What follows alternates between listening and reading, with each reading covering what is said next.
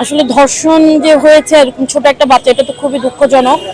তো আমি মনে করি আসলে এই যে আমাদের যে অপসংস্কৃতি আছে চারপাশে, যেভাবে আসলে আমাদের সংস্কৃতি ডেভেলপ করার দরকার ছিল সেটা তো হয়নি।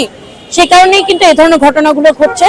আর সে শেখ হাসিনার আমলে, ফ্যাসিবাদী যে আমলে আমাদের বিচারহীনতার সংস্কৃতি যেটা ছিল সেটা আছে বলেই কিন্তু আজকে এই ঘটনাটা ঘটেছে। দেখবেন আপনার গণঅভ্যুত্থানের পরে কত ধরনের ঘটনা ঘটলো। হাদি মারা গেল, আসিয়ার ধর্ষণ হলো, এরপর আরো অনেকগুলো ধর্ষণ হলো, কোনোটারই কিন্তু সুষ্ঠু বিচার আমরা এখনো পাইনি। দীপু হত্যা হলো, মফপুরে অনেক ধরনের ঘর বাড়ি পোড়া হচ্ছে, ঘর পুড়ে মানুষ মারা যাচ্ছে, আমরা কিন্তু এগুলো কোনোগুলোর বিচার পাচ্ছি না। তো আমরা মনে করি যে এই যে শ্রাবন্তী ঘোষ যে হত্যা হলো, সেই হত্যার পিছনে বিচারহীনতার একটা সংস্কৃতি এই ইন্টারিম সরকারও বজায় রেখেছে। সামনে যে নির্বাচন হবে, যারা ক্ষমতায় আসবে, আমরা প্রত্যাশা রাখি এই বিচারহীনতার সংস্কৃতি বন্ধ হবে। কারণ যত বেশি অন্যায়ের বিচার হবে তত বেশি এই ধরনের ঘটনারও কিন্তু ঘটা কমে যাবে।